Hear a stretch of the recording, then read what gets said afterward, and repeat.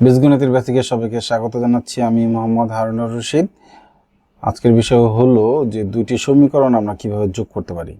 প্রথমে যে x Y এবং এই সংখ্যা এইভাবে সাজিয়ে নিলে ভালো হয়।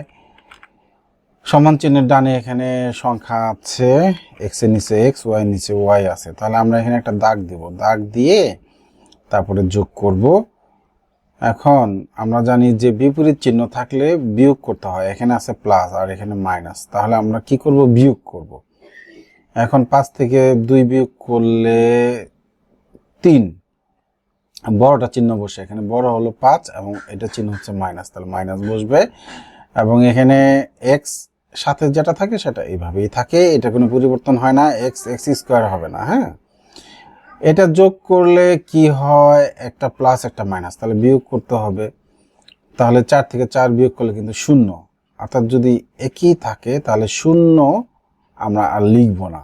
অর্থাৎ এটা একই যদি পদ থাকে এবং যোগ বিয়োগে থাকলে সেটা এইভাবে আমরা কেটেও দিতে পারি চাইলে। তারপরে সমান চিহ্ন বরাবর সমান চিহ্ন দিব। এখন এখানে বড়কে 11 চিহ্নটা হলো প্লাস, তাহলে এখানে প্লাসই বসবে। প্রথমে প্লাস আমরা আর বসাবো না। 11 থেকে 8 বিয়োগ করলে কত থাকে? কত? 3। তাহলে 3x সমান 3। তাহলে আমরা এই সমীকরণের যোগটা আশা করছি যে তোমরা পারবে। সবাইকে ধন্যবাদ। গণিত ক্লাস।